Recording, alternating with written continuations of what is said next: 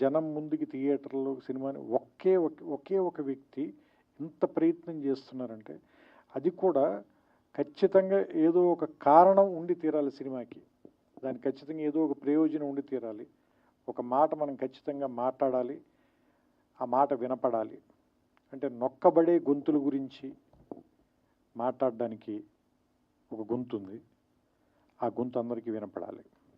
అది మనకు నచ్చచ్చు, నచ్చకపోవచ్చు, దాంతో మనం ఏకీభవించవచ్చు, ఏకీభవించకపోవచ్చు. కానీ వాళ్ళు మాట్లాడాల్సిన అవసరం ఉంది, అది మనం వినాల్సిన అవసరం కూడా ఉంది. లేకపోతే ఏం జరుగుతుందంటే ప్రపంచంలో ఏకపక్ష ధోరణి అనేది రావటం మూలంగా రాబోయే జనరేషన్స్ చాలా సంకుచితంగా తయారైపోతారు. సో అందుకని విభిన్నమైనటువంటి గొంతులు, విభిన్నమైన అభిప్రాయాలు, వీటిల్లోనే బ్యూటీ ఉంది. సో అలాంటి ఒక పార్శ్వం, అలాంటి ఒక అందం ఆర్ నారాయణమూర్తి గారి సొంతం. అది ఆయన తాలూకు శైలి, అది ప్రత్యేకం. ఇప్పుడు ఈ సినిమాకి వచ్చినప్పుడు కూడా నేను సినిమా ఎలా ఉంది అని ఒకే ఒక మాటలో చెప్పాలంటే, నేను 2.5 గంటల పాటు వచ్చి ఫస్ట్ కార్డు పడిన వెంటనే 162 నిమిషాలు అనగానే నేను కొంచెం భయపడ్డా. అయ్య బాబు 2 గంటల 40 నిమిషాలు ఇప్పుడు కూర్చొని చూడాలా మనం ఈ సినిమా? ఫస్ట్ వచ్చే భయం. ఎందుకంటే కరోనా తర్వాత అందరికీ కూడా ఏ సినిమాని కూడా 20 నిమిషాల మించి 30 నిమిషాల మించి చూడలేనటువంటి ఒక ఏమంటారు దాన్ని, ఒక అది యాంగ్జైటీ అనాలా, అసహనం అనాలా, అలాంటి పరిస్థితిలో ఉంది ప్రపంచం మొత్తం. అలాంటి సినిమాని 2 గంటల సినిమా, 2 అవర్స్ ఇప్పుడు నేను చూసింది. 2 గంటల సినిమా చూస్తే, క్షమించాలి సమయం తప్పుగా చెప్పే, 2 గంటల సినిమా చూసినప్పుడు నాకు చాలా ఫాస్ట్గా పరిగెత్తి వెళ్ళిపోయింది, సినిమా అయిపోయింది. దాంతో విషయం, ఇందులో ఉన్న విషయం పేపర్ లీకులు, యూనివర్సిటీలు లేదంటే కాలేజీ రోజుల నుంచి విద్యాబోధన ఇంగ్లీష్లో జరగాల, తెలుగులో జరగాల, విద్యార్థులు ఉద్యోగాల కోసం జాబ్ క్యాలెండర్ల కోసం వెయిట్ చేయటం, అక్కడ కూడా లంచాలు ఇచ్చిన వాళ్ళకి ఉద్యోగాలు వస్తుంటే మిగతా తాలూకు స్టూడెంట్లు కానీ మిగతా వాళ్ళ తాలూకు నిస్పృహ, ఇందులో ఏది కూడా మన ఇమ్మీడియట్గా ఉత్తేజపరిచే అంశాలు కాదు, ఏదో ఆలోచింపజేసేవు లేదా నిరాశపరిచే అంశాలు అయినప్పటికీ కూడా సినిమాని చాలా బలంగా పట్టుగా నడిపించారు. నేను అనుకోవటం అది మీ సిన్సియారిటీని అనుకుంటున్నాను.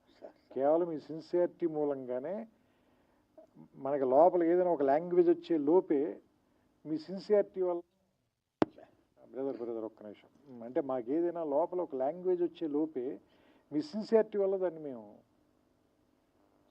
దాన్ని ఏం మాట అనలేకపోతున్నాం.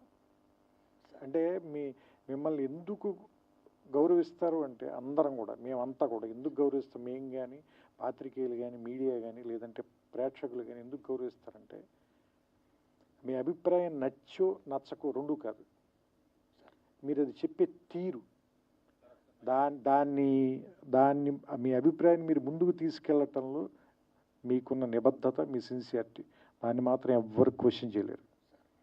అది మాత్రం మీ సొంతం. అలాంటి వాటి కోసమే నేను ఇప్పుడు వచ్చి మీ పక్కన నుంచున్నాను. కేవలం ఏంటంటే మీ నిబద్ధత నచ్చే, దానికి గౌరవం ఇచ్చే. ఎందుకంటే ఇంతలా రాజీ పడకుండా బతకటం అందరి వల్ల సాధ్యం కాదు, నా వల్ల కూడా. నేను చాలాసార్లు రాజీ పడ్డాను నేను. సో అందుకని ఏంటంటే ఇలా రాజీ పడకుండా బతకటం అందరి వల్ల అవ్వదు, కొంత జెలసీ కూడా ఉంది నాకు. అలా బతకడం అంత తేలిక కాదు. సో అందుకని ఆయన పక్కన నిలబడి, ఆయన నా అమూల్యమైన సమయం అన్నారు కానీ ఆయన తన సమయాన్ని వెచ్చిచ్చి నాకు సినిమా చూపించినందుకు, ఈ సినిమా గురించి నన్ను మాట్లాడమని నాకు అవకాశం కల్పించినందుకు నేను మనస్ఫూర్తిగా ఆయన కృతజ్ఞతలు చెప్తున్నాను. ఈ సినిమా రేపు ఈ నెల ఆగస్టు 22వ తారీఖున రిలీజ్ అవుతుంది. దీన్ని థియేటర్లో చూడండి. ఇలాంటి సినిమాలు ఎందుకు బతకాలి అంటే, ఆర్ నారాయణమూర్తి గారు మరిన్ని సినిమాలు ఇంకా తీయాలి. ఎందుకంటే అర్ధరాత్రి స్వతంత్రం నాకు తెలుసు, ఒరే రిక్షా నాకు తెలుసు, చాలా సూపర్ హిట్లు కొట్టారు మీరు. You're super star in your own way. So ఇప్పుడు కూడా చెప్తున్నాం కదా, ఆ స్టార్ ప్రెజెన్స్ అయితే ఉంది. మీకు తెలుసో తెలీదో, మేము ఒక సినిమాలో క్యారెక్టర్కి మిమ్మల్ని అనుకున్నాం, కానీ నాకు ఎవరు ఏం చెప్పారంటే ఆయన చేయరని చెప్పారు. ఎందుకంటే మీరు రెమ్యూనరేషన్ ఆఫర్ చేసైతే నారాయణమూర్తి గారిని కొనలేరు అన్న. సో అంటే మీరు చెబితే ఎందుకు జనం ఇలాంటి విషయాలు మీరు చెప్తేనే ఎందుకు వింటారు అంటే, మీరు దాని డబ్బుల కోసం సక్సెస్ కోసం చెప్పరు, నిజంగా దాన్ని ప్రజలకు తెలియజేయాలని చెప్తారు కాబట్టి దాన్ని చూడడానికి వస్తారు, దాన్ని గౌరవిస్తారు. ఇప్పుడు నేను కూడా 2 గంటల పాటు నేను ఎందుకు గౌరవించి చూసి ఇక్కడికి వచ్చి మాట్లాడుతున్నానంటే దానికోసమే. సో ఈ సినిమా ఆడాలి. మీరు ఖచ్చితంగా నెక్స్ట్ సినిమా ఇంకా చాలా ఏమంటారు దాన్ని, కొంచెం ఎక్కువ డబ్బులు ఖర్చు పెట్టి ఇంకా మంచి ప్రొడక్షన్ వాల్యూస్తో తీయటానికి అవకాశం కలిగేలాంటి డబ్బులు ఈ సినిమా మీకు ఇవ్వాలని, అలాంటి సక్సెస్ వస్తుందని నేను కోరుకుంటూ, ఎస్పెషల్ ఇందులో నాకు ఆ గద్దర్ గారి పాట కూడా బాగా నచ్చింది. అది గద్దర్ గారు రాశారు, మీరు చెప్పిన తర్వాత నాకు ఇంకా ఆనందం వేసింది, ఎందుకంటే నాకు ఇష్టమైన రచయిత ఆయన.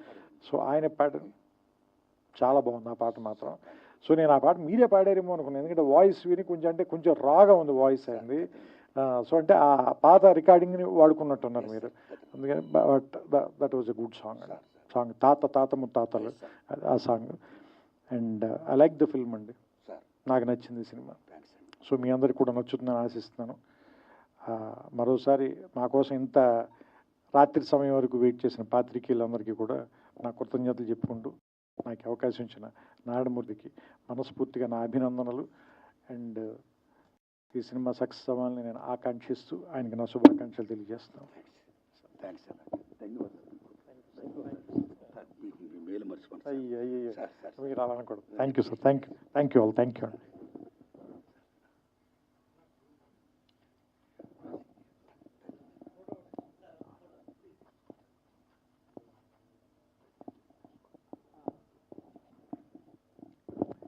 అండ్ ఇంకొకటి, ఈ సినిమాలో అయినా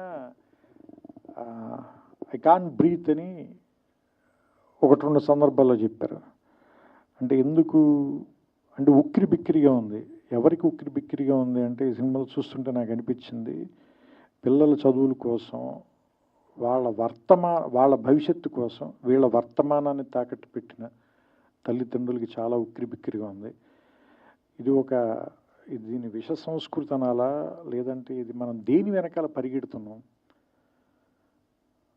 చదువు వల్ల వచ్చే సక్సెస్ వెనకాల, లేదా నిజంగా జ్ఞానం వెనకాల? జ్ఞానం వెనకాల పరిగెడుతుంటే ఇంత డబ్బులు విసిరేసి ఎందుకు పరిగెత్తాలి మనం? ఆ క్వశ్చన్ అయితే మాత్రం వచ్చింది సార్. సో అంటే యాక్చువల్గా జ్ఞానం మనకి ఆనందాన్ని ఇవ్వాలి. ఇంత నొప్పి ఎందుకు ఇస్తుంది, ఇంత బాధను ఎందుకు ఇస్తుంది, మన కన్న వాళ్ళకి ఇంత కష్టాన్ని ఎందుకు ఇస్తుంది? ఎందుకంటే నేను కూడా ఇంజనీరింగ్లో ర్యాంక్ వచ్చి, బట్ అది ప్రైవేట్ కాలేజీలో వచ్చింది నా ర్యాంక్, 3000 చిల్లర ఎంత ర్యాంక్ వచ్చింది. మా ఫాదర్కి మేము 4 పిల్లలం, ఆయన నేను చదివించలేను అన్నాడు. సరే మరి ఆయన తేలిగ్గా చెప్పారో లేదా నేను తేలిగ్గా తీసుకున్నానో తెలియదు, కానీ దాన్ని పెద్ద పట్టించుకోకుండా నేను గ్రాడ్యుయేషన్ బీఎస్సీ చదువుకోరాన్నాడు, నేను బీఎస్సీ చదివేశాను.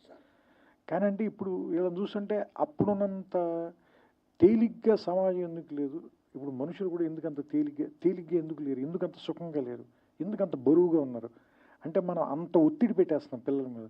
ఇందులో పెట్టారు చూసారా, నువ్వు అన్నం కలుపుకునే టైంలో పుస్తకం చదివితే బెటర్ కదా అని చెప్పి మదరు, ముద్ద తిను, నువ్వు చదువుకో, అన్నం మాత్రం నేను కలిపి పెడతాను, అంత ఒత్తిడి ఎందుకు పెట్టేస్తున్నారు పిల్లల మీద?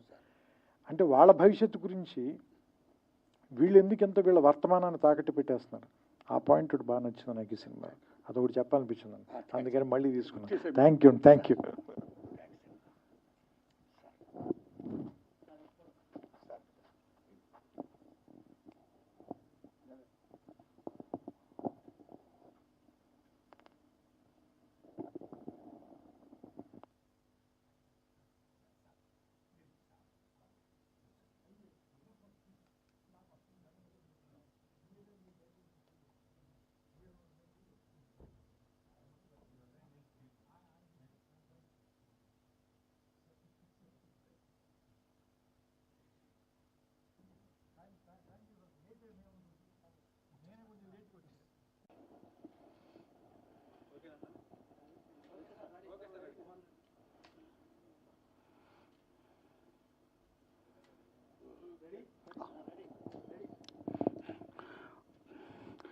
పాత్రికేయ మిత్రులారా,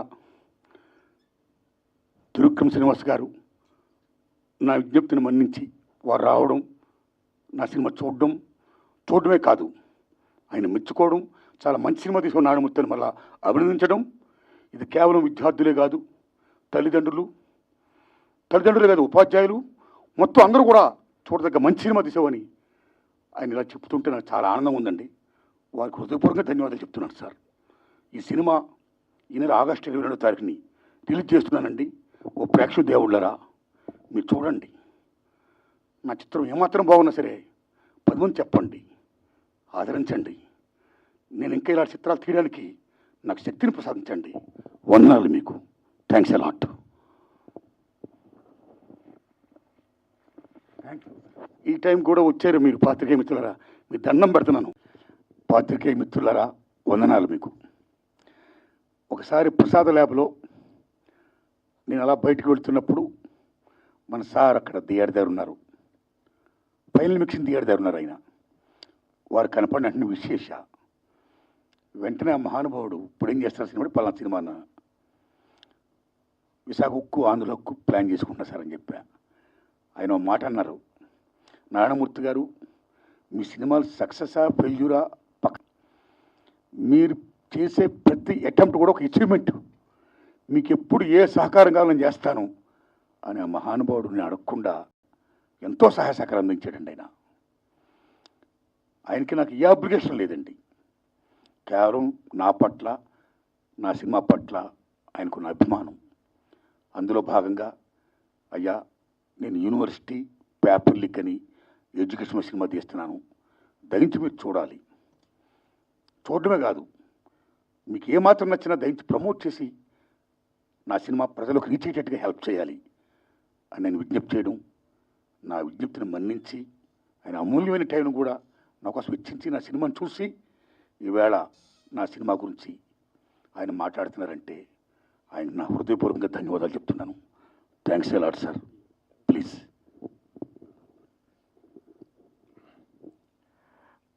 ఆయన ప్రేమతో చెప్తున్నారు, కానీ యాక్చువల్గా ఆ రోజు నేను ఆయన కలిసినప్పుడు, అంటే ఎప్పటి నుంచో నేను భీమవరంలో సినిమాలో రాకముందు నుంచి, ఎందుకంటే ఆయనది 32 సినిమాల ప్రయాణం, అదేమి చిన్న ప్రయాణం కాదు. నేను ఎందుకు ఆ మాట చెప్పానంటే, ఆయన సినిమా ఆడటం ఆడకపోవటం అనేది తీసి పక్కన పెట్టి ఆయన వన్ మ్యాన్ ఆర్మీ. ఆయన దాంట్లో రాజు ఆయనే, సైన్యాధిపతి ఆయనే, సైనికుడు ఆయనే, అన్నీ ఆయనే. సో ఒక్క మనిషి సినిమా ఆలోచన పుట్టడం దగ్గర నుంచి దాని ఎగ్జిక్యూషను, దాని తాలూకు రిలీజ్ వరకు సినిమాని తీసుకెళ్ళి జనం ముందుకి థియేటర్లో సినిమాని ఒకే ఒక వ్యక్తి ఇంత ప్రయత్నం చేస్తున్నారంటే, అది కూడా ఖచ్చితంగా ఏదో ఒక కారణం ఉండి తీరాలి సినిమాకి. దానికి ఖచ్చితంగా ఏదో ఒక ప్రయోజనం ఉండి తీరాలి. ఒక మాట మనం ఖచ్చితంగా మాట్లాడాలి, ఆ మాట వినపడాలి. అంటే నొక్కబడే గొంతుల గురించి మాట్లాడడానికి ఒక గొంతు ఉంది, ఆ గొంతు అందరికీ వినపడాలి. అది మనకు నచ్చచ్చు, నచ్చకపోవచ్చు, దాంతో మనం ఏకీభవించవచ్చు, ఏకీభవించకపోవచ్చు, కానీ వాళ్ళు మాట్లాడాల్సిన అవసరం ఉంది, అది మనం వినాల్సిన అవసరం కూడా ఉంది. లేకపోతే ఏం జరుగుతుందంటే, ప్రపంచంలో ఏకపక్ష ధోరణి అనేది రావటం మూలంగా రాబోయే జనరేషన్స్ చాలా సంకుచితంగా తయారైపోతారు. సో అందుకని విభిన్నమైనటువంటి గొంతులు, విభిన్నమైన అభిప్రాయాలు, వీటిల్లోని బ్యూటీ ఉంది. సో అలాంటి ఒక పార్శ్వం, అలాంటి ఒక అందం ఆర్ నారాయణమూర్తి గారి సొంతం. అది ఆయన తాలూకు శైలి, అది ప్రత్యేకం. ఇప్పుడు ఈ